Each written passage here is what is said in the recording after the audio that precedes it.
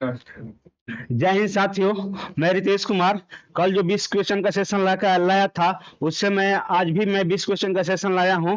और जो कुछ भी पढ़ाए हैं उसमें मैं कोशिश किया हूं कि जितना भी क्वेश्चन आया हुआ है एग्जाम में, जैसे जैसे क्वेश्चन आ रहा है, क्वेश्चन पूछने का क्या तरीका है एग्जामिनर का, वैसे वैसे मैं क्वेश्चन लेकर आप लोगों के सामने प्रस्तुत हुआ था और आगे भी रहूंगा।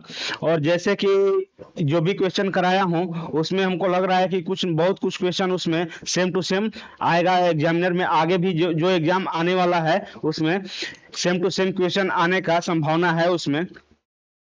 और क्या करते हैं कि और 2 से 3 दिन के और क्लास बचा है मेरा इंडियन ज्योग्राफी का। उसमें हो सकता है कि 2 से 3 क्लास में मैं इंडियन ज्योग्राफी खत्म कर दूं। उसके बाद चलेंगे हम वर्ल्ड ज्योग्राफी तरफ। और वर्ल्ड ज्योग्राफी का क्वेश्चन कराने से पहले मैं एक थ्योरी क्लास लेकर आऊंगा। 2 से 3 माह के आसपास मैं वो थ्योरी क्लास कराऊंगा कंटिन्यू। सिर्फ संडे को छुट्टी रहेगी, उसके बाद मैं 3 माह तक कंटिन्यू पर डे एक मतलब कि मैं एक सेशन लेकर आऊंगा आप लोगों के लिए। और उसमें ब्रह्मांड से लेके भारत के हर एक स्टेट के बारे में हम लोग पढ़ेंगे कि हर एक स्टेट में क्या है और ब्रह्मांड की उत्पत्ति कैसे हुई है। ये चीज हम लोग को पढ़ेंगे। उसके बाद हम लोग कोशिश करेंगे कि बीच में टाइम मिलता है तो वर्ल्ड ज्योग्राफी का जो भी पीवाईक्यू है उसको हम आपके सामने प्रस्तुत करेंगे। तब तक के लिए चलते हैं बिना समय गंवाए नेक्स्ट क्वेश्चन की तरफ। बोल रहा है कि सूची 1 को सूची 2 से सुमेलित कीजिए तथा सूचियों के नीचे दिए गए कूट से सही उत्तर चुनिए। तो इसमें दिया है, एक तरफ है खान दिया है और खनिज पदार्थ दिया है। तो एक ये खनिज पदार्थ है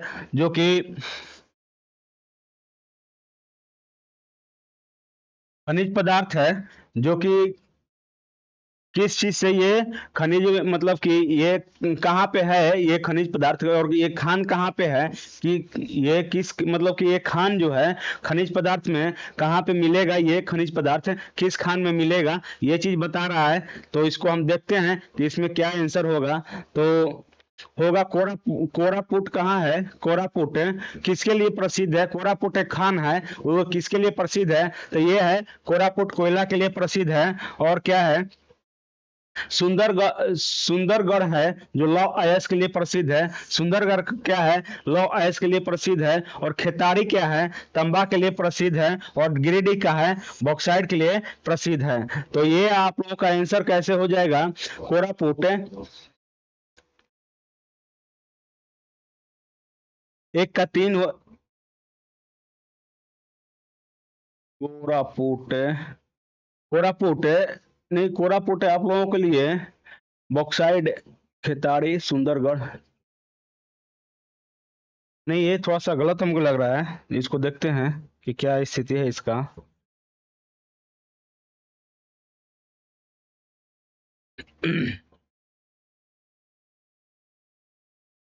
तो खेतारी तंबा के लिए प्रसिद्ध है, इसको इसको मिलाते हैं। और गिरिडीह कोयला के लिए प्रसिद्ध हो जाएगा आप लोगों को। और कोरापुट बॉक्साइट के लिए प्रसिद्ध हो जाएगा। और सुंदरगढ़ लौह अयस्क के लिए प्रसिद्ध हो जाएगा। तो कोरापुट कहाँ पे? बॉक्साइट के लिए प्रसिद्ध हो जाएगा। और गिरिडीह सुंदरगढ़ लौह अयस्क के लिए प्रसिद्ध हो जाएगा। और खेतारी तंबा के लिए, और क्या ये गिरिडीह कोयला के लिए। तो इसका आंसर क्या होगा? 3 3 1 3 1 4 2 किसी में है? हाँ, 3 1 4 2 बी नंबर ऑप्शन में है ये हमारा। और गिरिडीह कहाँ है? खेतारी कहाँ है? सुंदरगढ़ कहाँ है? और कोरापुट कहाँ है? ये आप लोगों के लिए किस राज्य में पड़ता है? ये क्वेश्चन का आंसर आप लोग दीजिए किस राज्य में ये चारों स्थान पड़ता है। नेक्स्ट, तब तक के लिए नेक्स्ट क्वेश्चन देखते हैं। नहीं होगा तो मैं आप लोगों को कल बताऊंगा या लास्ट तक बता दूंगा। निम्नलिखित में से भारत के किन जिलों में सबसे बड़ी अभ्रक मेखला पाई जाती है? अभ्रक मेखला कहाँ पाई जाती है? अभ्रक जो है एक खनिज पदार्थ है। अभ्रक है तो अभ्रक कहाँ पाया जाता है? इससे बिजली भी तैयार हो जाता है, इससे अभ्रक से। तो अभ्रक कहाँ पाया जाता है? बालघाट तथा छिंदवाड़ा, उदयपुर, अजमेर, अलवर नहीं, इस सलेम और धर्मपुरी नहीं, ये भी नहीं होगा। हजारीबाग और गया तथा मुंगेर, ये 4 जगह हमारा अभ्रक का मतलब कि ये अभ्रक जो खनिज होता है ये 4 जगह हमारे भारत में पाया जाता है, तो बहुत जगह है और जगह पाया जाता है, कोडरमा में भी पाया जाता है। बट कोडरमा में सबसे ज्यादा अभ्रक पाया जाता है, कोडरमा नहीं दिया है। इस कारण से हम लोग हजारीबाग, गया और मुंगेर को टिक करेंगे। तो हमारा आंसर कौन सा हो जाएगा? बी हो जाएगा हमारा आंसर। और हजारीबाग कहाँ है? तो ये दोनों तो है बिहार में, ये दोनों है बिहार में हमारा। कहाँ है ये? बिहार में है, पड़ता है। और ये कहाँ पड़ जाता है? झारखंड में पड़ जाता है। ये कहाँ पड़ जाता है? झारखंड में पड़ जाता है, झारखंड में पड़ जाता है। और देखते हैं देश की सबसे बड़ी, मतलब कि देश में सबसे ज्यादा उत्पादन करने वाला खान कौन सा है अभ्रक का? तो ये है, ये सबसे बड़ा उत्पादक खनन है अभ्रक का। तो ये है हमारा कौन सा है? तो ये हमारा हो जाएगा कोडरमा, कोडरमा हो जाएगा। तो कोडरमा सबसे ज्यादा ये करता है, खनन करता है। और देश में सब, हमारे देश में, भारत देश में सबसे ज्यादा अभ्रक की खनन कहाँ होता है? तो झारखंड में ही होता है। तो ये भी एक क्वेश्चन हो जाएगा कि सबसे ज्यादा देश की खनन कहाँ हो जाता है? तो झारखंड में सबसे ज्यादा हो जाता है। अभ्रक की खनन होता है। और उसके बाद क्या होता है कि गया में भी होता है, मुंगेर में भी होता है, और भागलपुर में भी होता है। कहाँ कहाँ होता है? बिहार में, बिहार में गया, मुंगेर और भागलपुर में भी होता है। भागलपुर में भी, भागलपुर में भी हमारा ये अभ्रक की खनन होता है। और गया की जो पहाड़ी है वहां से भी अभ्रक निकलता है। और देखते हैं, और झारखंड के जो कुछ ये हैं झारखंड में, तो झारखंड में कोडरमा है का, और कहाँ है? कोडरमा है, हजारीबाग है, कोडरमा है, और गिरिडीह है जिला। ये मतलब कि यहाँ तक ये हमारा झारखंड में पड़ जाता है, कोडरमा है यहाँ पे।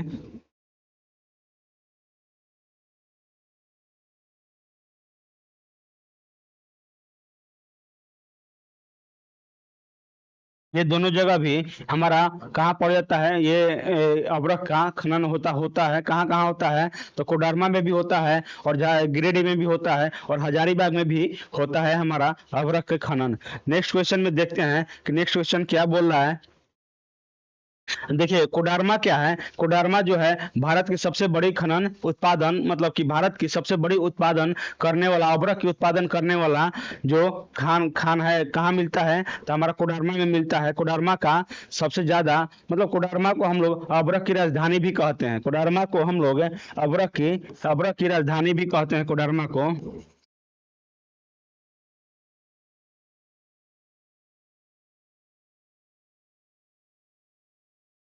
अभ्रक की राजधानी भी कोडरमा को कहते हैं। और भारत विश्व में कौन सा स्थान रखता है? तो भारत विश्व में दूसरा स्थान रखता है अभ्रक का, और प्रथम स्थान पे चीन है अभी। सबसे ज्यादा खनन कहाँ पे होता है अभ्रक का? तो सबसे ज्यादा चीन में होता है। आगे क्वेश्चन में आएगा तो उसको हम आप लोगों को बताएंगे कि कहाँ पे होता है। नेक्स्ट क्वेश्चन में देखते हैं कि क्या दे रहा है। भारत की सबसे बड़ा कोयला क्षेत्र कहाँ है? कौन सा है? भारत की सबसे बड़ा कोयला क्षेत्र कौन सा है? तो भारत का सबसे बड़ा कोयला क्षेत्र कौन सा है? तो ये है हमारा झरिया है। झरिया में सबसे बड़ा कोयला क्षेत्र है। यहाँ पे बहुत ज्यादा कोयला का खनन होता है। और झारखंड में क्या होता है कि झारखंड में सबसे बड़ा उत्पादन, मतलब कि उत्पादन होता है भंडारण में। देखिए झारखंड में क्या है कि कोयला का सबसे ज्यादा उत्पादन किस राज्य में होता है कोयला का?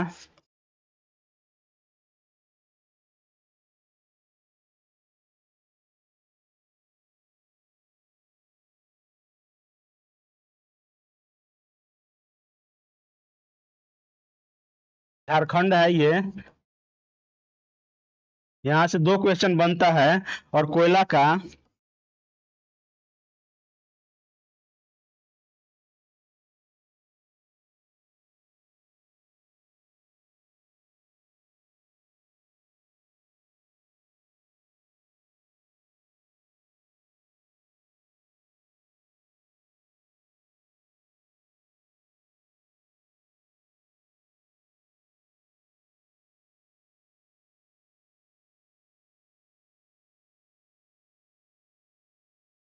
ये छत्तीसगढ़ में पाया जाता है। कोयला का सबसे ज्यादा भंडार कहाँ पाया जाता है? तो छत्तीसगढ़ में पाया जाता है। और सबसे ज्यादा कोयला का भारत में सबसे बड़ा कोयला खनन क्षेत्र कहाँ कौन सा है? तो ये हमारा झरिया हो जाएगा, न कि रानीगंज। और रानीगंज कहाँ पे आता है? ये सेकंड स्थान पे आता है, ये सेकंड स्थान पे आता है रानीगंज। और फर्स्ट स्थान पे कौन सा आता है? तो झरिया आता है। नेक्स्ट क्वेश्चन देखते हैं। रानीगंज कहाँ पड़ता है? तो ये पश्चिम बंगाल में पड़ता है, पश्चिम बंगाल में पड़ता है, बंगाल में पड़ता है। और झरिया कहाँ पड़ता है? झारखंड में पड़ता है। बोकारो कहाँ पड़ता है? झारखंड में पड़ता है। और गिरिडीह कहाँ पड़ता है? झारखंड में पड़ता है। नेक्स्ट क्वेश्चन में देखते हैं, भारत में जिप्सम उत्पादन में निम्नलिखित में किस राज्य का एकाधिकार है? जिप्सम उत्पादन कौन सा राज्य सबसे ज्यादा करता है? तो जिप्सम उत्पादन में गुजरात है, राजस्थान है, जम्मू कश्मीर है और मध्य प्रदेश है। इसमें सबसे ज्यादा जिप्सम का उत्पादन कहाँ होता है? तो हमारा जिप्सम का उत्पादन होता है राजस्थान में सबसे ज्यादा होता है। गुजरात में क्या होता है? कपास की खेती होती है ज्यादा। और गुजरात में सबसे ज्यादा कहाँ क्या होता है? कपास की खेती होती है। और जिप्सम उत्पादन में प्रथम स्थान राजस्थान का होता है। और दूसरा स्थान कहाँ है इसका? सेकंड स्थान है जिप्सम उत्पादन में, इसका सेकंड स्थान है गुजरात का। जम्मू कश्मीर में क्या होता है? और मध्य प्रदेश में हीरा का खनन होता है मध्य प्रदेश में। और जम्मू कश्मीर में क्या हो जाएगा? आगे क्वेश्चन आएगा तो हम लोग उसमें बताएंगे, अभी बता देंगे तो क्वेश्चन पढ़ने में मजा नहीं आएगा। तो ये गुजरात सेकंड स्थान है और ये राजस्थान जिप्सम के लिए प्रथम स्थान है। किस किस देश ने बोकारो और भिलाई इस्पात संयंत्र को स्थापित करने में सहयोग किया था? देखिए, बोला बोकारो और भिलाई इस्पात संयंत्र है जो कि इस्पात के लिए कारखाना लगाया गया है बोकारो में और भिलाई में। वो किस देश के सहयोग से ये लगा था, ये क्वेश्चन पूछ रहा है। तो ये क्वेश्चन बोकारो वाला कब लगा था और भिलाई वाला कब लगा था, ये देख लेते हैं। और ये किसके सहयोग से लगा था? तो जर्मनी के सहयोग से नहीं लगा था, जापान के सहयोग से भी नहीं लगा था, सोवियत संघ के सहयोग से भी नहीं लगा था, नहीं, सोवियत संघ के सहयोग से लगा था, लेकिन फ्रांस के भी सहयोग से नहीं लगा था। तो इसका आंसर क्या हो जाएगा? तो इसका आंसर क्या हो जाएगा? तो सोवियत संघ हो जाएगा। बोकारो और भिलाई इस्पात संयंत्र का मतलब कि स्थापित करने के लिए किसका सहयोग लिया गया था? तो ये क्वेश्चन दे रहा है, तो क्वेश्चन में क्या है? सोवियत संघ है। और देखते हैं इसमें कि बोकारो और भिलाई के बारे में पढ़ते हैं। तो ये चीज क्या हुआ था, जो इस्पात षड्यंत्र जो भी लगा था, तो ये हमारे सेकंड पंचवर्षीय योजना सेकंड पंचवर्षीय योजना में ये लगाया गया था। लेकिन भिलाई वाला कब लगाया गया था? तो भिलाई पंचवर्षीय योजना कब लगाया गया था? तो ये 1955 में लगाया गया था। और बोकारो कब लगाया गया था? इसका कब लगाया गया था आप लोगों के लिए? तो ये लगाया गया था 1964 में लगाया गया था, 1964 में लगाया गया था। लेकिन भारी उद्योग कुछ आप लोगों को एक पंचवर्षीय योजना के बारे में बताएंगे, उसके अनुसार ये चीज चलेगा। तो और दुर्गापुर, देखिए एक दुर्गापुर है, दुर्गापुर है, ये छत्तीसगढ़ में पड़ता है, छत्तीसगढ़ में पड़ता है, ये छत्तीसगढ़ में पड़ता है। ये किसके अनुसार, ये किसके सहयोग से लगाया गया था? नहीं सॉरी, ये दुर्गापुर छत्तीसगढ़ में नहीं पड़ रहा है, ये पड़ रहा है आप लोगों को पश्चिम बंगाल में पड़ता है, पश्चिम बंगाल में पड़ता है, पश्चिम बंगाल, ये पश्चिम बंगाल में पड़ता है। दुर्गापुर छत्तीसगढ़ में नहीं पड़ता है, भिलाई छत्तीसगढ़ में पड़ता है। तो ये किसके सहयोग से लगाया गया था? तो ये ब्रिटेन के सहयोग से लगाया गया था, ये ब्रिटेन के सहयोग से लगाया गया था। और क्या लगाया गया था? जर्मनी के सहयोग से भी एक लगाया गया है। तो जर्मनी के सहयोग से कहाँ लगाया गया है? तो राउरकेला में लगाया गया था, उड़ीसा जो है। जर्मनी के सहयोग से जो लगाया गया था, ये राउरकेला जो संयंत्र है,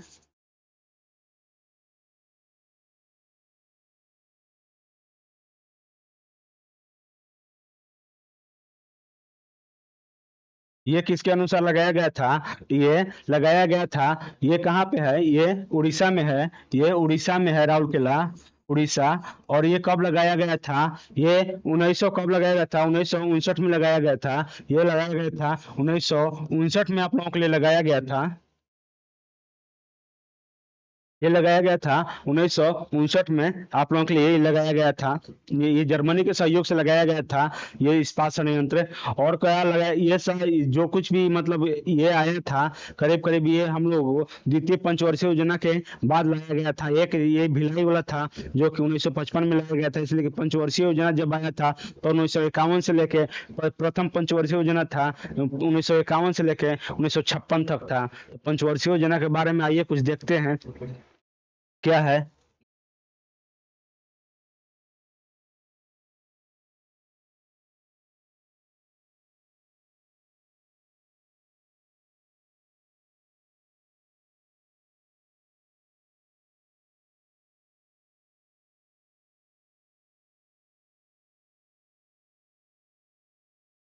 ये हम एक लाए हैं कुछ आप लोगों के लिए पंचवर्षीय योजना के बारे में। तो पंचवर्षीय योजना कब चला था इसके बारे में हम लोग देखते हैं कि पंचवर्षीय योजना कब कब और कहाँ कहाँ चला था, किसके अनुसार चला था, क्या था इसका।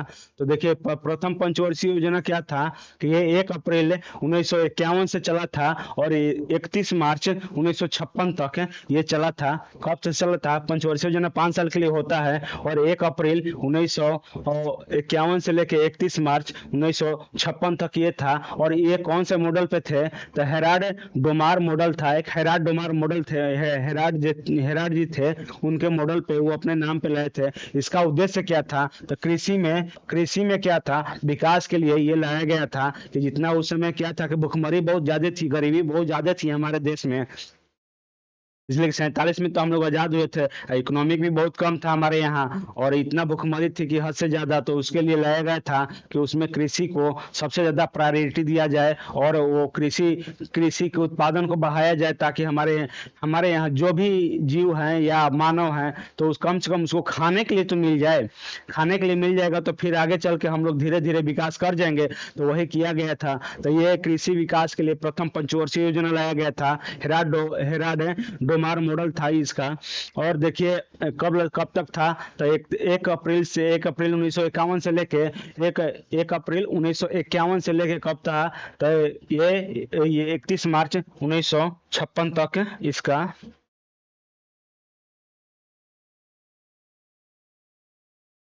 था। और तीसरी पंचवर्षीय योजना क्या था? तीसरी पंचवर्षीय योजना क्या था? नेक्स्ट ले लेते हैं, 1 मिनट, हम आप लोगों को नेक्स्ट पेज पे इसको ले आते हैं।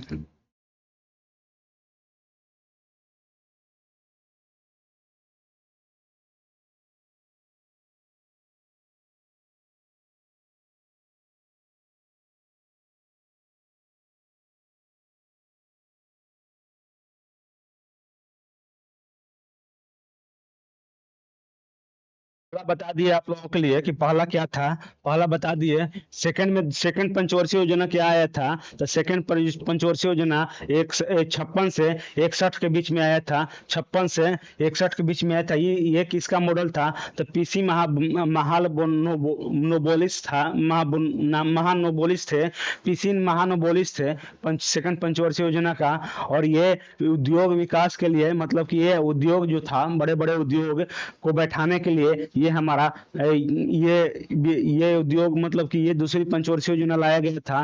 बड़ा बड़ा उद्योग हो गया, जैसे कि ये कौन कौन बताए आप लोगों के लिए? तो ये आ जाएगा सोवियत संघ के अनुसार। कौन सा? बोकारो इस्पात आ गया, भिलाई इस्पात संयंत्र आ गया, दुर्गापुर आ गया और राउरकेला आ गया। तो ऐसे ऐसे बड़े बड़े उद्योग को बैठाने के लिए ये पंचवर्षीय योजना को लाया गया था, ताकि कम से कम कुछ, अब तो कृषि के लिए ला दिया गया तो कृषि से हम लोग खा पी लेंगे, लेकिन अब उसमें क्या है कि उसमें और कुछ सामान भी तो तैयार होना चाहिए। तो उसके लिए सामान तैयार करने के लिए, कमाने के लिए, पैसा के लिए, तो ये बिजनेस करने के लिए ये बड़ा बड़ा उद्योग लाया गया, ताकि उसमें हमारे देश में जो कुछ भी खनन हो रहा है लौह इस्पात के लिए, तो वो चीज के लिए कच्चा माल तैयार हो रहा है, तो वो कच्चा माल हम अदर देश को न बेच के अदर देश को न बेच के अपने ही यहाँ वहाँ उसको लोहा को तैयार किया जाए, इस्पात को तैयार किया जाए, स्टील को तैयार किया जाए और दूसरे देश में इसको हम लोग खुद से सप्लाई करें। तो इसके लिए ये चीज हमारा द्वितीय पंचवर्षीय योजना लाया गया था। और तीसरी पंचवर्षीय योजना क्या था? 61 से 66 तक था, 61 से 66 तक था। तो ये क्या था, इसका उद्देश्य क्या था, अर्थव्यवस्था को आत्मनिर्भर बनाना एवं कृषि उद्योग को कृषि उद्योग को सफल बनाना। लेकिन ये क्या था कि असफल हो गया था। ये उतना मतलब कि ये तीसरी पंचवर्षीय योजना सफल नहीं रहा, ये असफल हो गया था। लेकिन बट इसमें क्या था कि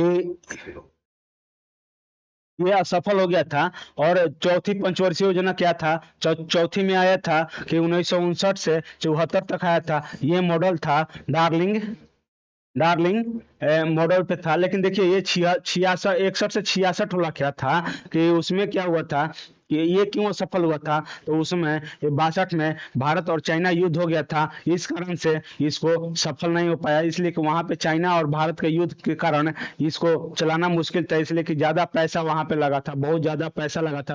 हम लोग को बहुत ज्यादा क्षति हानि हुई थी।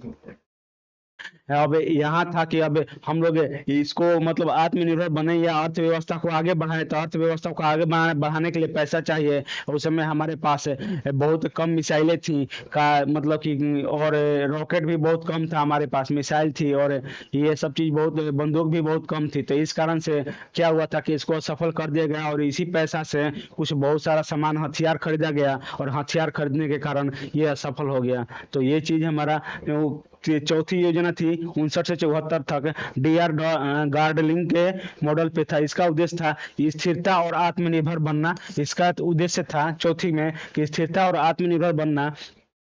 पांचवी क्या था, गरीबी उन्मूलन को, पांचवी क्या था, गरीबी उन्मूलन को, उन्मूलन निवारण या आत्मनिर्भर बनना।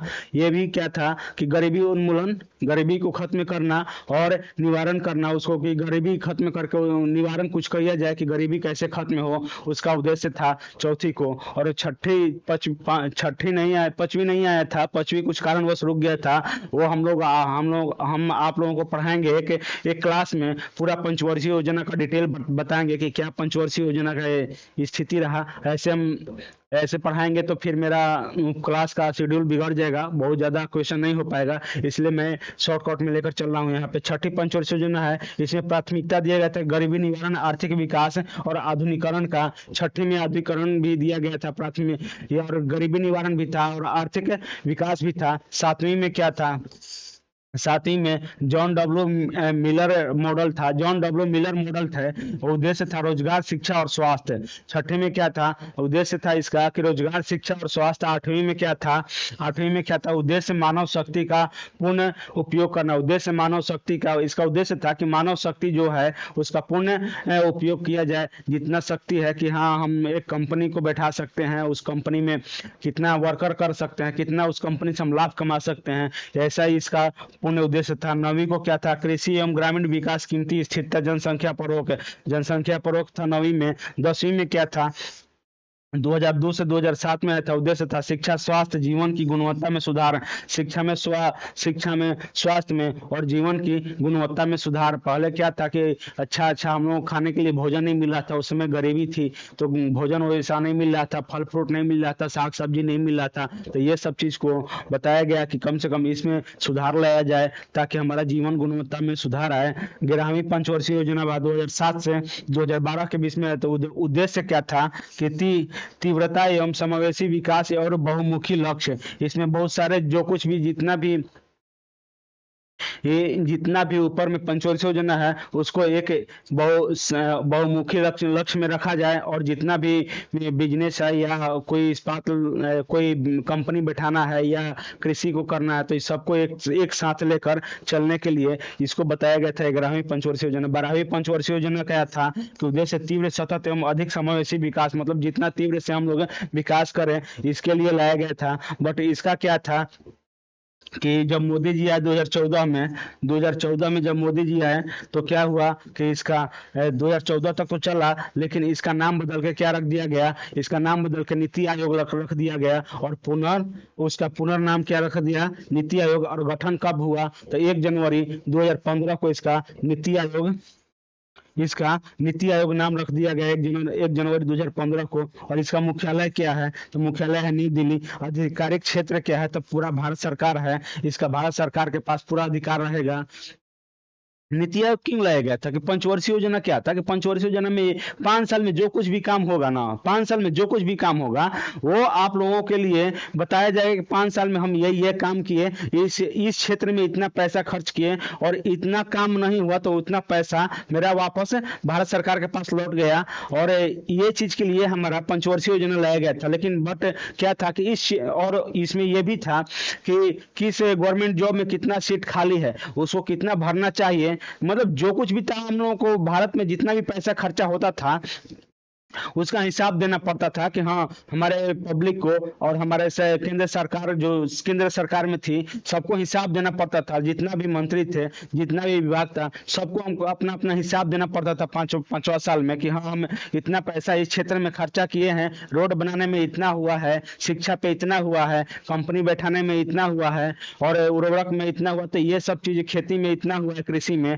तो ये सब कृषि को हम इतना डेवलप करने के लिए इतना पैसा खर्चा किए, तो इस चीज के लिए ये लाया गया था पंचवर्षीय योजना। बट क्या था कि 5 साल बाद उसको कि हमारा इतना खर्चा हुआ और इसमें से इतना पैसा बचा है, इतना काम नहीं हुआ, तो इसके चलते हम इतना भारत सरकार को हम अपना पैसा वापस लौटा रहे हैं, तो ये चीज था। लेकिन बट क्या था कि उसको हटा के एक नीति आयोग ला दिया गया। नीति आयोग में ना आप कुछ क्वेश्चन कर सकते हैं और ना कुछ पूछ सकते हैं कि हाँ कितना पैसा किस क्षेत्र में खर्चा हुआ, किस क्षेत्र में नहीं हुआ, क्या क्या कर सकते हैं उसमें, और किस क्षेत्र में क्या कितना विकास हुआ, इसमें कुछ नहीं, आपको हिसाब देना ही नहीं है। नीति आयोग में यह था कि 5 साल में दें कि नहीं दें कोई हिसाब नहीं है। नीति आयोग इसीलिए लाया गया था कि जितना पैसा है हड़प जाओ खा जाओ, पहले की अपेक्षा हिसाब कोई मांगेगा ही नहीं, तो हिसाब कोई मांगेगा नहीं नीति आयोग में। हम तो नीति बना रहे हैं, नहीं हुआ नहीं हुआ, सफल हो गया असफल हो गया, उसका पैसा कहाँ गया कोई कोई अथी नहीं है।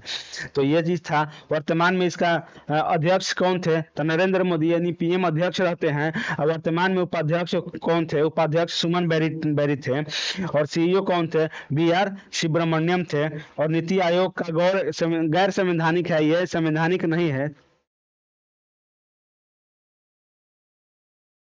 चलिए ठीक है, ये योजना आयोग था, ये नेहरू जी के मतलब कि 15 मार्च 1950 से 50 को भारत प्रधानमंत्री जवाहरलाल नेहरू के अधीन था ये योजना आयोग। लेकिन आज के डेट में नीति आयोग किसके अधीन है, तो नरेंद्र मोदी के अधीन है। नेक्स्ट क्वेश्चन में देखते हैं, रानीगंज कोयला क्षेत्र कहाँ है, तो रानीगंज कहाँ है, तो पश्चिम बंगाल में है। रानीगंज कहाँ है, तो पश्चिम बंगाल में है हमारा कोयला क्षेत्र।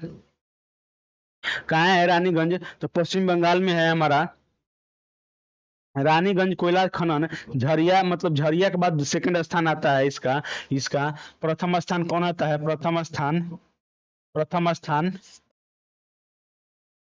झरिया है, झरिया है।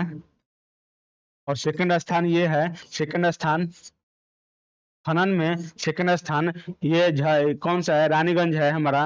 और लौह इस्पात में सबसे आगे कौन सा है, लौह इस्पात में ये लौह खनन में, खनन खनन में कौन सा है, ये उड़ीसा है। झारखंड तो समझ ही रहे हैं कि झारखंड कोयला में है, कोयला में है ये है, कोयला में है, कोयला में है। और अबरख में है, अबरख में भी है, अबरख में है। और बिहार कौन सा में है, बिहार अभी किसी में नहीं है, बाढ़ में है सबसे ज्यादा। तो नेक्स्ट क्वेश्चन में देखते हैं, भारत में लौह अयस्क का सबसे बड़ा उत्पादक राज्य कौन सा है। लौह अयस्क का सबसे बड़ा उत्पादन पिछला क्वेश्चन में बताए थे उड़ीसा था, यहाँ पे भी उड़ीसा ऑप्शन में है, तो उड़ीसा मारेंगे इसका आंसर। लौह अयस्क में कौन सा है, तो उड़ीसा है सबसे ज्यादा, तो इसका आंसर क्या होगा, उड़ीसा होगा। मध्य प्रदेश में हीरा का खनन सबसे ज्यादा होता है उत्पादन में। तो नेक्स्ट क्वेश्चन में देखते हैं कि नेक्स्ट क्वेश्चन क्या बोल रहे हैं, उड़ीसा में क्या है, लौ अयस्क सबसे ज्यादा है महत्व। देखिए लौ अयस्क का दो दो अयस्क होते हैं, लौ अयस्क धातु का महत्वपूर्ण मतलब कि लौ उड़ीसा में लौ अयस्क जो होता है सर्वाधिक महत्वपूर्ण वहां पे पाया जाता है। और ये आयरन तथा स्टील के उद्योग का के आधार पर मतलब कि आधारभूत कच्चा माल उत्पादन करता है। लौ अयस्क जो होता है, आयरन जो होता है लोहा, और स्टील होता है उसका कच्चा माल तैयार करने के लिए ये लौह अयस्क का में प्रयोग किया जाता है, मतलब कि खनन होता है। लौह अयस्क का प्रमुख दो अयस्क होते हैं, लौह अयस्क का लौह अयस्क का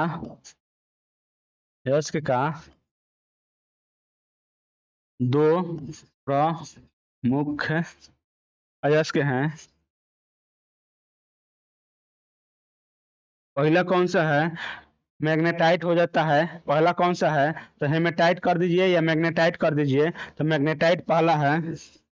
सबसे उत्तम उत्तम इसमें होता है लौह अयस्क, इसमें ज्यादा पाया जाता है मैग्नेटाइट। इसमें करीब करीब लोहा कितना पाया जाता है? तो लोहा इसमें पाया जाता है करीब करीब 72% है। इसमें 72% लोहा अयस्क लोहा लोहा पाया जाता है। और कितना हो जाएगा? 28% मतलब कि कचरा निकल जाता है। और दूसरा क्या है? दूसरा क्या है? हेमेटाइट है। हेमेटाइट है। इसमें कितना निकलता है लोहा? तो लोहा की मात्रा इसमें करीब करीब 60%। इसमें 60% लोहा की मात्रा निकलता है। कितना निकलता है इसमें? तो 60% लोहा की मात्रा निकलता है इसमें, और बाकी सब कचरा निकल जाता है और कुछ पदार्थ निकलेगा। तो ये चीज हो जाता है हमारा।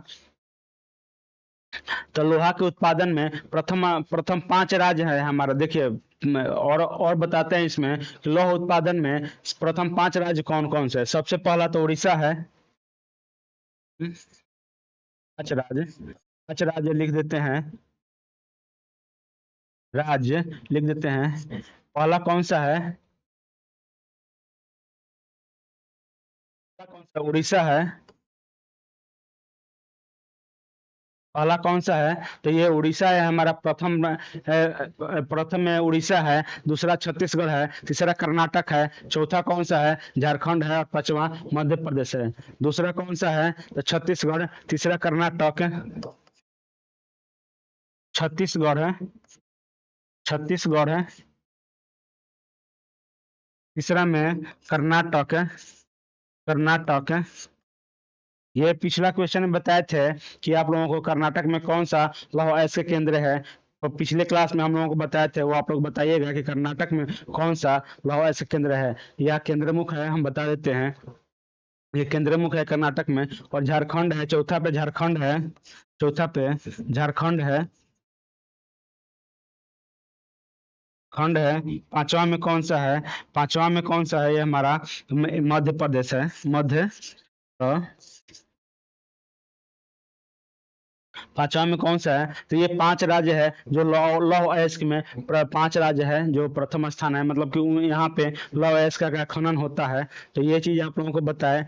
और नेक्स्ट क्वेश्चन में देखते हैं कि नेक्स्ट क्वेश्चन में क्या बोल रहा है। कुल जनसंख्या तथा कुल कृषि क्षेत्र के अनुपात को क्या कहते हैं? देखिए, कुल जनसंख्या हो गया और कुल कृषि क्षेत्र हो गया, तो उसको क्या उसके अनुपात को क्या कहते हैं? तो गणितीय घनत्व, कृषि घनत्व, आर्थिक घनत्व और कायिक घनत्व, इसको बोलते हैं कुल जनसंख्या बटे कुल कृषि क्षेत्र। तो इसको बोल देंगे कायिक घनत्व। क्या बोलेंगे? कायिक घनत्व। कायिक घनत्व क्या होता है? तो किसी प्रदेश में कुल जनसंख्या तथा कुल कृषि क्षेत्र के अनुपात को कायिक घनत्व कहते हैं। क्या अब लिखेंगे इसको कि किसी क्षेत्र में, किसी क्षेत्र में कुल संख्या, कुल जनसंख्या, कुल संख्या तथा कुल कृषि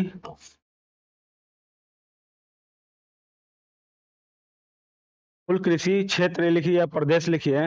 कुल कृषि या क्षेत्र या प्रदेश लिखिए के अनुपात के, मतलब कि के अनुपात को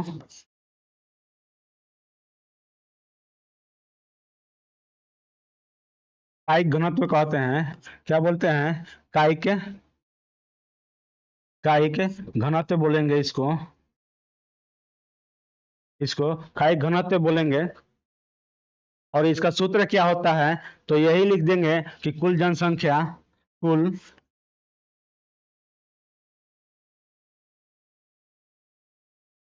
संख्या बाटे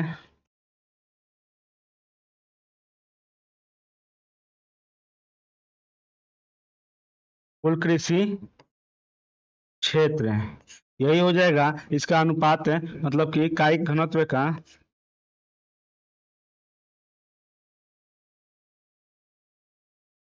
इसका सूत्र हो गया यही। इसको हम लोग कायिक घनत्व या किसी क्षेत्र में कितना घनत्व है, तो ये घनत्व हम घनत्व निकालेंगे। जैसे कि मान लीजिए कि दिल्ली का कितना घनत्व है, तो कुल जनसंख्या बाटे जितना कृषि क्षेत्र है उस कृषि क्षेत्र को भाग दे देंगे, तो ये हमारा कायिक घनत्व यहाँ से निकल जाएगा। तो नेक्स्ट क्वेश्चन में देखते हैं और देख लेते हैं कि कायिक घनत्व, कृषि घनत्व क्या होता है। कृषि घनत्व के बारे में कुछ देख लेते हैं। तो किसी क्षेत्र में प्रति इकाई कृषि, कृषि क्षेत्र में जो कि एक कृषि क्षेत्र होता है उसमें प्रति इकाई कृषि योग्य भूमि पर किसानों की संख्या। मान लीजिए कि ये हमारा दिल्ली है, ये हमारा दिल्ली है, तो इसमें क्या है कि कितना कृषि योग्य भूमि है, कितना कृषि योग्य भूमि है और कितना किसानों की संख्या है। तो यहाँ पे मान लीजिए कि कितना कितना कृषि कृषि योग्य भूमि है। मान लीजिए कि 200 डिसमिल है, इसमें 200 डिसमिल है, तो इसमें किसानों की संख्या कितना है, तो मान लीजिए कि 100 है। तो 100 है तो ये दोनों को मिला दिया जाए, मतलब कि अनुपात कर दिया जाए, तो हमारा क्या हो जाएगा, ये हमारा कृषि घनत्व निकल जाएगा, कृषि घनत्व निकल जाएगा इससे। नेक्स्ट क्वेश्चन में नेक्स्ट क्या देखते हैं, कृषि घनत्व। कृषि घनत्व बराबर किसानों की कुल संख्या बाटे कृषि योग्य भूमि कितना है, कृषि योग्य कुल भूमि, इसको लिख सकते हैं। तो इसका सूत्र लिख सकते हैं कृषि घनत्व में किसानों की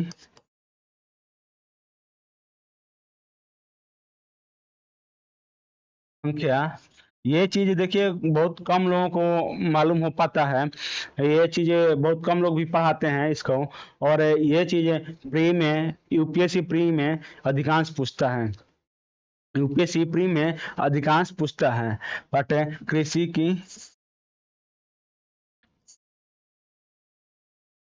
क्षेत्र बोल देंगे इसको, कृषि क्षेत्र बोल देंगे इसको, या कृषि योग्य भूमि बोल देंगे।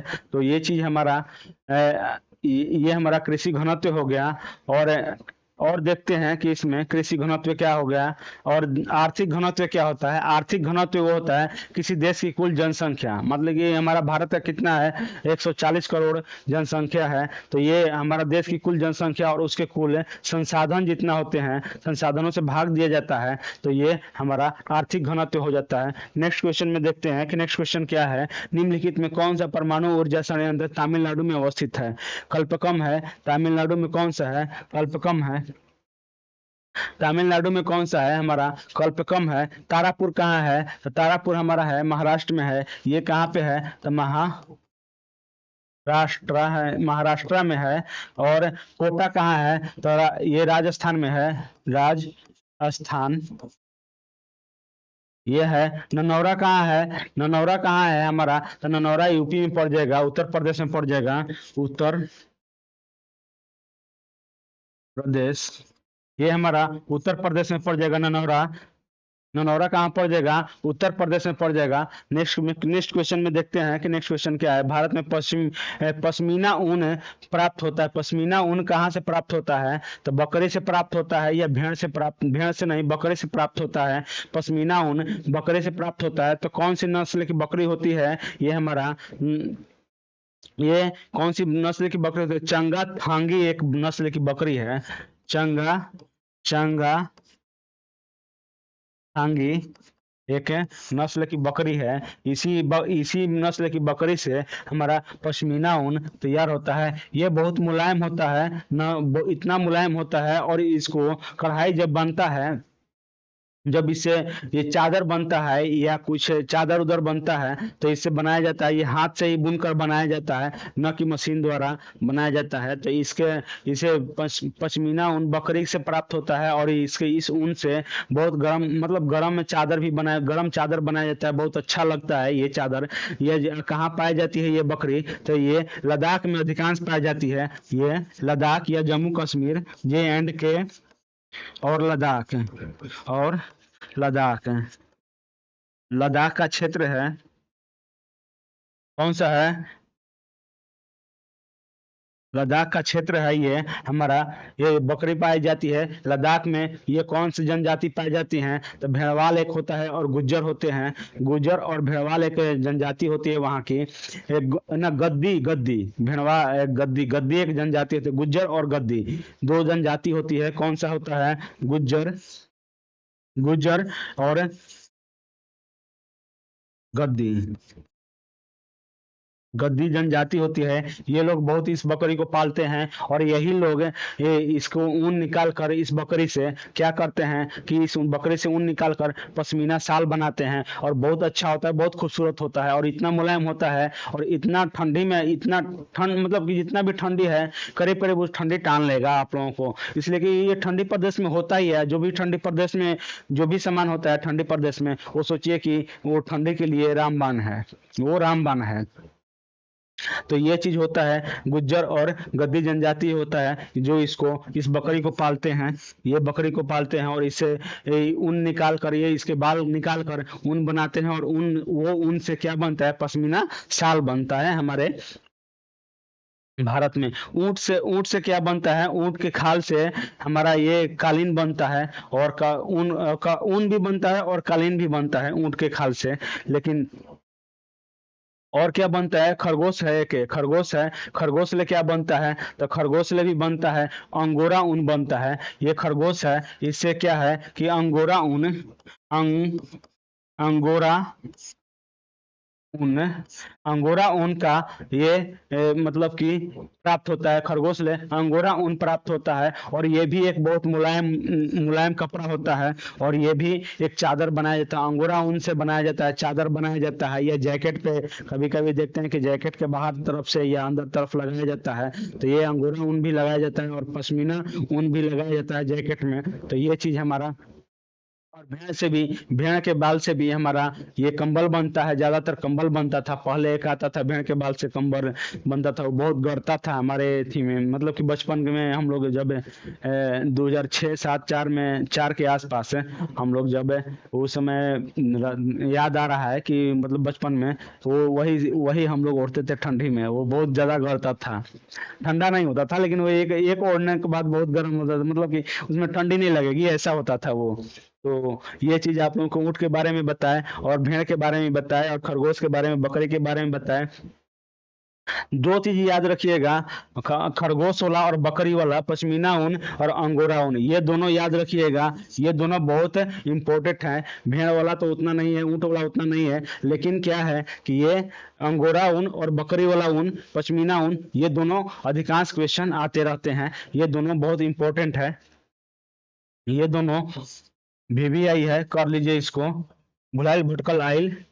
भारत में कच्चे ऊन का सबसे बड़ा उत्पादक कौन सा है, कच्चा ऊन का सबसे बड़ा उत्पादक राजस्थान है, वहां पे भेड़ पाया जाता है, पाला जाता है कच्चे ऊन का, वहां पे भेड़ पाले जाते हैं, वो भेड़ पाले जाते हैं जो कि कम मतलब कि ज्यादा ताप में रह सके, मतलब कि वहां पे 100 डिग्री से कम ताप जहाँ पे होता है, मतलब वर्षा होती है उस क्षेत्र में, कम मतलब कि 100 डिग्री से कम वर्षा वाले क्षेत्र में, पहाड़ी क्षेत्र में, कहिए कि पहाड़ी क्षेत्र में ये एक भेड़ पाला जाता है और उसी से ये कच्चे ऊन का उत्पादन होता है सबसे ज्यादा। और कच्चा सबसे ज्यादा ऊन का उत्पादन में सबसे ज्यादा राजस्थान ही है वहां पे, न कि दूसरा देश है। और नेक्स्ट क्वेश्चन देखते हैं कि नेक्स्ट क्वेश्चन में क्या है। सूची 1 को सूची 2 से सुमेलित करना है। भिलाई कहाँ पे है, बोकारो कहाँ पे है, सेलम कहाँ पे है और विजयनगर कहाँ पे है। देखिए भिलाई है, छत्तीसगढ़ में है भिलाई, और बोकारो कहाँ है, झारखंड में है, और विजयनगर कहाँ है, कर्नाटक में है, और सेलम कहाँ है, तमिलनाडु में है। तो 3 4 1 2 किस में है, 3 4 1 2 हमारा सी आंसर हो गया इसमें कि भिलाई कहाँ है, छत्तीसगढ़ में, बोकारो कहाँ है, झारखंड में, सेलम कहाँ है, तमिलनाडु में, विजयनगर कहाँ है, कर्नाटक में। ये हमारा क्वेश्चन है, तो इसका आंसर हो गया सी नंबर।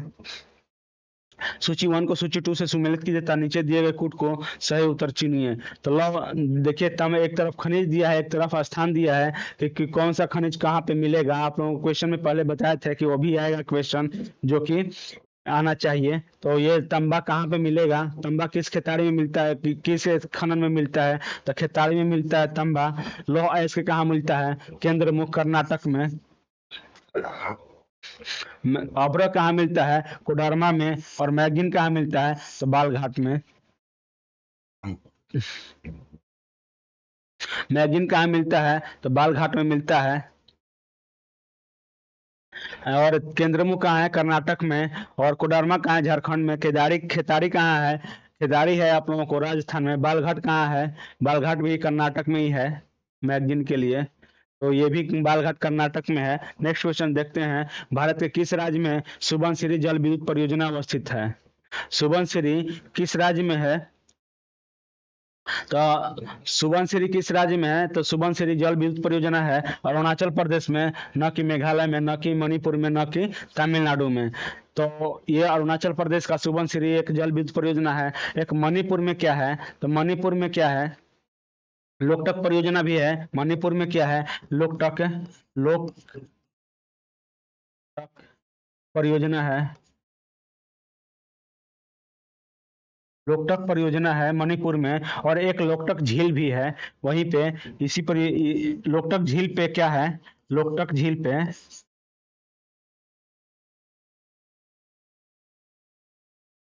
झील पर ये लोकटक परियोजना है। और यहाँ पे क्या है? एक ये यहाँ पे एक क्या है? नेशनल पार्क है इसी झील पे। एक नेशनल पार्क है इसी झील पे, एक नेशनल पार्क है। नेशनल पार्क है।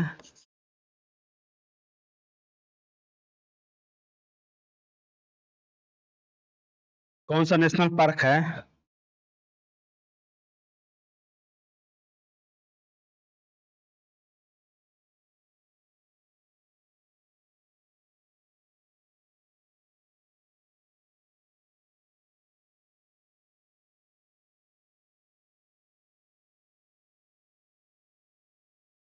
काबुल नाम जाओ नेशनल पार्क है। और ये इस पार्क पे एक, इस पार्क को क्या बोलते हैं? तो तैरता हुआ पार्क बोलते हैं। इसको क्या बोलते हैं? तो काबुल नमजाओ पार्क का राष्ट्रीय उद्यान है। तो इसको क्या बोलते हैं? एकमात्र भारत का एकमात्र तैरता हुआ राष्ट्रीय उद्यान।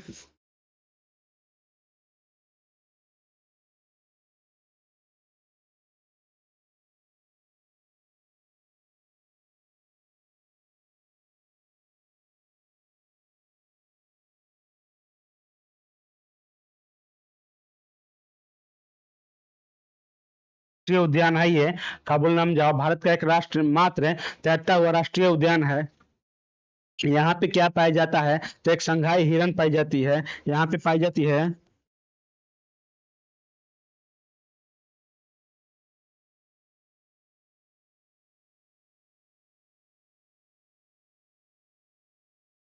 संघाई हिरन पाई जाती है।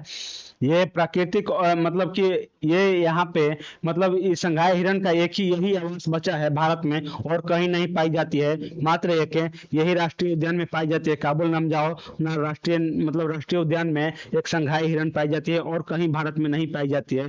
ये अपने खुशबूदार और मतलब कि एक यहाँ पे इन लोगों का रीढ़ के पास ऐसा मतलब एक थैला होता है।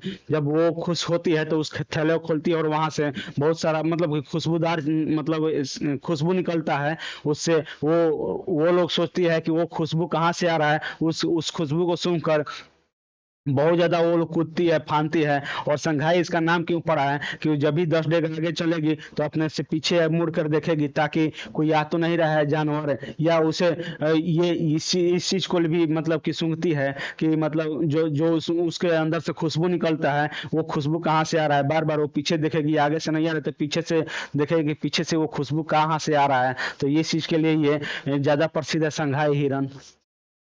नेक्स्ट क्वेश्चन देखते हैं कि नेक्स्ट क्वेश्चन में क्या बोल रहा है। तो केंद्र मुख कहाँ है? तो ये और कुछ है नहीं। अब तो तमिलनाडु में एक है, कल्पकम है तमिलनाडु में, या ये क्या है? एक कल्पकम है तमिलनाडु में, और पापनारा एक जल विद्युत परियोजना है। पापनारा विद्युत परियोजना है। नेक्स्ट क्वेश्चन देखते हैं कि भारत में सर्वोच्च श्रेणी के संगमरमर कहाँ पाए जाते हैं? तो मकराना में पाए जाते हैं। ये है राजस्थान, राजस्थान है। ये है राजस्थान है। ये कहाँ है? तो राजस्थान है हमारा। मकराना कहाँ पड़ता है? तो राजस्थान पड़ता है, राजस्थान में पड़ता है मकराना। यहाँ पे ताजमहल जो बना है, ताजमहल के लिए संगमरमर कहाँ से गया था? तो मकराना से ही गया था। यहाँ से मकराना से गया था, और इराक से भी आया था उसका संगमरमर। इराक से आया था उसका संगमरमर।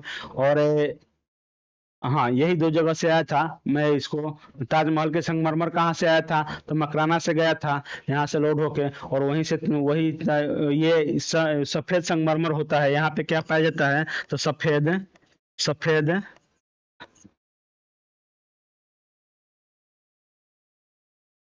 सफेद संगमरमर पाया जाता है यहाँ पे। कहाँ पाया जाता है? मकराना में सफेद संगमरमर पाया जाता है, राजस्थान में। और यहीं से गया था हमारा ताजमहल जो बना है, उसके लिए हमारा संगमरमर गया था। नेक्स्ट को सूची 1 को सूची 2 से सम्मिलित करना है। खनिज, एक तरफ खनिज पदार्थ है और दूसरा तरफ इसको किस चीज में उपयोग करते हैं? तो चूना पत्थर है, चूना पत्थर को सीमेंट के लिए उपयोग करते हैं। इसका आंसर नहीं दिया है। अच्छा, ये चीज है। तो इसको ऐसे करते हैं ये। चलिए ठीक है, इसको देखते हैं कि इसका क्या आंसर होगा। तो इसका चूना पत्थर, इसका आंसर नहीं दिया गया है। चूना पत्थर, तांबा, देखिए इसका आंसर नहीं दिया गया है, वो मतलब कि कट गया है इसका आंसर। तो नेक्स्ट को, नेक्स्ट में दिया है क्या? नहीं दिया है। तो इसका ऑप्शन नहीं दिया है, तो इसको हम इसको ऐसे ही मिला देते हैं आप लोगों के लिए कि चूना पत्थर सीमेंट के लिए प्रयोग किया जाता है। तांबा किसके लिए प्रयोग होता है? विद्युत, विद्युत उपकरण के लिए प्रयोग किया जाता है। और चांदी, चांदी विद्युत लेपन के लिए प्रयोग किया जाता है। और सेरा उर्वरक के लिए प्रयोग किया जाता है। तो ये आप लोगों के लिए क्या आंसर हो जाएगा? एक के, दो, बी के, तीन, और सी के क्या हो जाएगा? सी के एक, और डी के हो जाएगा 4। तो ये हमारा, इसको जिस जिस ऑप्शन में ये आंसर होगा वही आप लोग टच करके आइएगा, ना कि दूसरा। तो ऐसे करके हमारा इसका आंसर हो जाएगा। तो इसका ऑप्शन छूट गया है टाइपराइटर से। तो इसको हम कल देखते हैं कि कल क्या इसको सुधार सकते हैं, या तो फिर नेक्स्ट क्वेश्चन में, नेक्स्ट क्लास में मैं उनको बोलूंगा कि थोड़ा सा ध्यान देके आप लोग टाइप कीजिए। विश्व में भारत का सबसे बड़ा उत्पादक, मतलब विश्व में भारत सबसे बड़ा उत्पादक है। अच्छा हाँ, विश्व में भारत सबसे किसका सबसे बड़ा ज्यादा उत्पादक करता है? तो बॉक्साइट का, लौह अयस्क का, मैग्नीज का, उर्वरक का। तो इस देखिए, इसमें कोई नहीं है, इसमें कोई नहीं है। मैं ये इसलिए लाया हूँ क्वेश्चन कि अभी बहुत सारे बुक जो हैं इसको, मतलब कि इसको टाइप करते हैं PYQ में, और इसका आंसर सुधारते नहीं है बहुत सारे बुक, और उसके चलते बच्चों को एक क्वेश्चन गलत हो जाता है। तो आज के डेट में देखिए, ये पहले था 20 से पहले था कि 20 से पहले के नहीं, 20 नहीं, 2010 से, 2010 के आसपास, 2010 से पहले ये था कि हमारा भारत सबसे ज्यादा उत्पादक था। लेकिन अब क्या हो गया है कि अब हमारा आज के डेट में अब हो गया है चीन। इसका सबसे ज्यादा उत्पादन करने वाला, अबरख का सबसे ज्यादा, मतलब कि अबरख का सबसे ज्यादा उत्पादन करने वाला ये चीन हो गया है। और भारत क्या हो गया है? ये हमारा सेकंड स्थान हो गया है, सेकंड स्थान हो गया है हमारा भारत, सेकंड स्थान हो गया है। और अबरख चीन के उत्पादन में सबसे आगे है। चीन के उत्पादन में कौन सा है? तो हमारा सबसे ज्यादा आगे है ये कौन सा? तो ये चीन हो गया है। और अब, और भारत सेकंड स्थान है इसका। नेक्स्ट क्वेश्चन में देखते हैं, नेक्स्ट क्वेश्चन क्या है। और देखिए, अबरख में सबसे ज्यादा भारत में कौन सा राज्य उत्पादन करता है? तो झारखंड करता है। अबरख में कोडरमा से प्राप्त होता है। लौह अयस्क में कौन सा है? तो लौह अयस्क में उड़ीसा है। ये उड़ीसा, इसको लिख सकते हैं कि भारत में कौन सा है? उड़ीसा है। इसको उड़ीसा लिख सकते हैं इसको। और मैगजीन में कौन सा है? तो मैगजीन में कौन सा?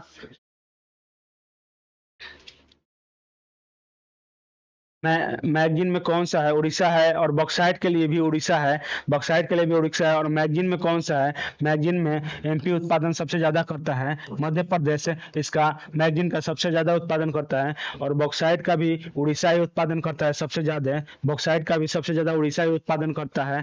और मैगजीन का भी, मैगजीन का MP उत्पादन करता है। और अबरख का चीन में। और यहाँ पे भारत में हो जाएगा, तो भारत में झारखंड बोल देंगे, झारखंड बोल देंगे इसको। नेक्स्ट क्वेश्चन देखते हैं कि भारत में पेट्रोलियम प्राप्त करने की अच्छी संभावना क्या है? तो कोरोमंडल तट है, ये है कोरोमंडल तट है भारत में। भारत में पेट्रोलियम उत्पादन करने की अच्छी संभावना कहाँ कहाँ पे है? तो कोरोमंडल तट है। और कोरोमंडल तट कहाँ पे है हम आप लोगों को दिखाएंगे कि कोरोमंडल तट कहाँ पे पड़ रहा है। एक मैप के अनुसार हम आप लोगों को दिखाते हैं कि कोरोमंडल तट कहाँ पड़ रहा है। देखिए हमारा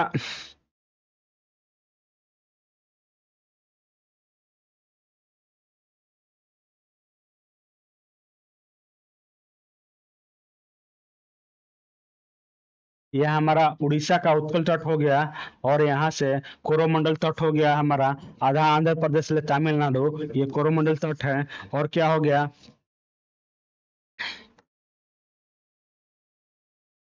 ये मालाबार तट हो गया, केरल का मालाबार तट हो गया। और कोनन तट कहाँ से हो जाएगा, मध्य प्रदेश से लेके और गोवा तक हमारा कोनन तट हो जाएगा। तो कोनन तट में भी मतलब कि कोनन तट नहीं दिया है, तो कोनन तट देता रहता तो ये भी आंसर हमारा हो सकता था, इसलिए कि वहाँ पे मुंबई हाईवे में सबसे ज्यादा मतलब कि वहाँ पे पेट्रोलियम का उत्पादन होता है, प्राप्त किया जाता है कोनन तट में। तो कोनन तट नहीं दिया, इसके कारण हमारा होगा कोरोमंडल तट। यहाँ पे अच्छा पेट्रोलियम का उत्पादन होता है इस क्षेत्र में। और कच्छ का रण में भी मतलब गुजरात में भी एक है जो पेट्रोलियम का उत्पादन होता है, तो ये भी है हमारा। लेकिन यहाँ पे छत्तीसगढ़ में नहीं होता है, विदर्भ में नहीं होता है, तेलंगाना में भी नहीं होगा, तो ये तीनों जगह नहीं होगा। और क्या होगा हमारा, कोरोमंडल तट है। कोरोमंडल तट कहाँ पे पड़ जाता है, आधा आंध्र प्रदेश से लेके तमिलनाडु के क्षेत्र में पड़ जाता है। नेक्स्ट क्वेश्चन में देखते हैं कि सबसे उत्तम किस्म का कोयला कौन सा है। तो सबसे उत्तम किस्म का कोयला कहाँ पे है, तो एंथ्रासाइड कोयला होता है। इसमें कितना होता है, 80 से 90% कार्बन होता है। कार्बन इसमें पाया जाता है 80 से 90%। उसके बाद कौन सा होता है, बिटुमिनस होता है। बिटुमिनस में क्या होता है, दूसरा स्थान, सेकंड स्थान है। कोयला का 4 प्रकार है, कोयला का ये चारों प्रकार दिया है।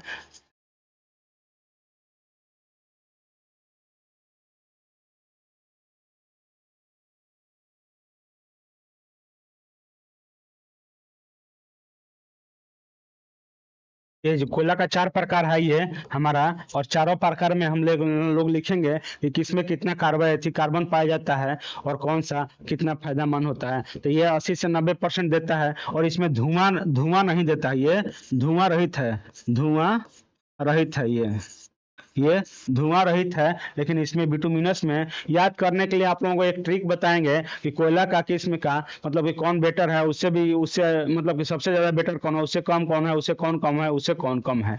वो हम लोग आप लोगों को एक ट्रिक बताएंगे, कभी भूलिएगा नहीं ये चीजें। तो ये इसमें क्या होता है कि ये 80 से 95% लिख दीजिए इसको, 80 से 95%, 95% इसमें कार्बन पाया जाता है। किस में पाया जाता है, तो एंथ्रासाइड में 80 से 95% पाया जाता है। इसमें जल की मात्रा कितनी होती है, तो जल की मात्रा कितनी होती है इसमें, तो 2 से 5% जल की मात्रा होती है इसमें, ज्यादा नहीं होता है जल का मात्रा। और बहुत ये हाई क्वालिटी का कोयला होता है, ये बहुत हाई क्वालिटी का ये कोयला होता है ये।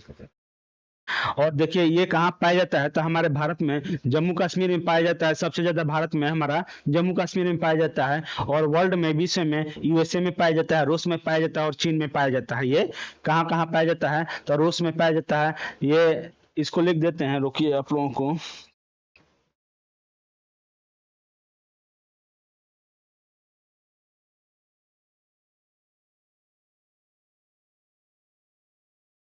ये पहला हो गया कोयला का प्रकार। तो इसमें क्या है कि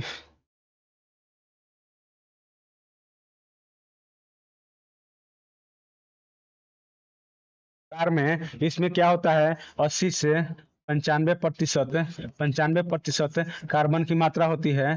कार्बन मात्रा होती है इसमें। और ये क्या आता है, 2 से 5% पानी होता है इसमें, पानी की मात्रा होती है। और ये कहाँ पाया जाता है, हमारे भारत में। भारत में कहाँ पाया जाता है, तो भारत में पाया जाता है जम्मू और कश्मीर में पाया जाता है, कश्मीर में पाया जाता है। और क्या होता है इसमें, वो यूएसए प्रथम स्थान है, यूएसए प्रथम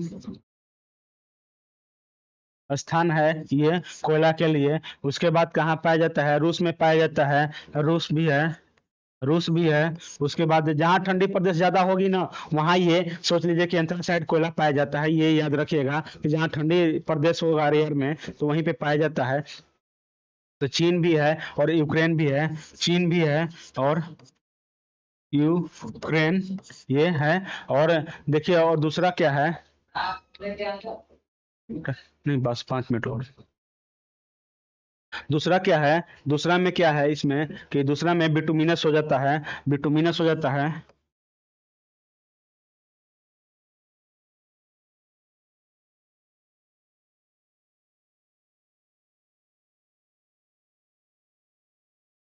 दूसरा क्या है कि बिटुमिनस हो जाएगा, बिटुमिनस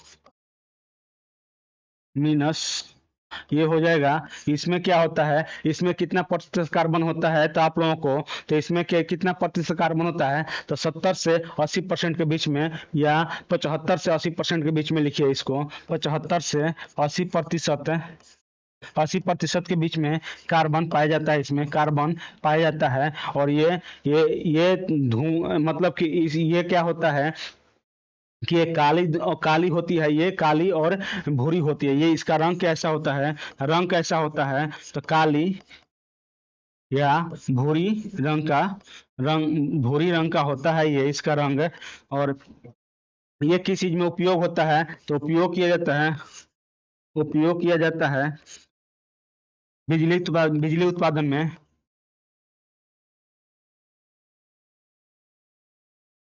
इसका क्या उपयोग किया जाता है, इसका उपयोग किया जाता है, उपयोग इसको किया जाता है,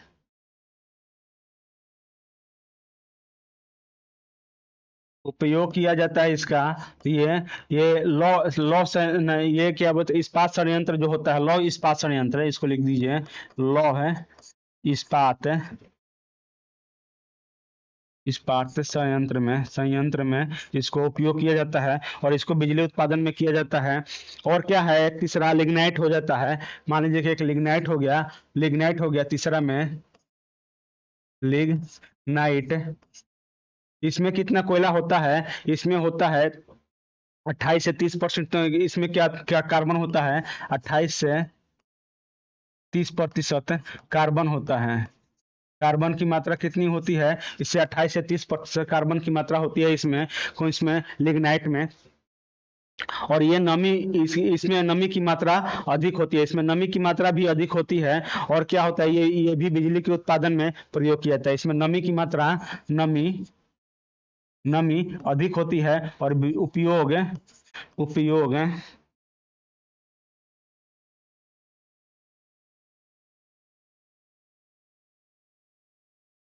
बिजली बनाने में, बिजली बनाने में इसका उपयोग किया जाता है। और क्या एक होता है, एक होता है चौथा में पीट, पीट कोयला होता है, पीट कोयला हो जाता है। इसमें 27% से भी कम कम कार्बन होता है, ये कार्बन होता है। ये क्या होता है कि ये क्या होता है, ये कोयला कार्बन होता है, ये निर्माण की पहली अवस्था है, ये कोयला की, ये कोयला कोयला की पहली अवस्था, निर्माण की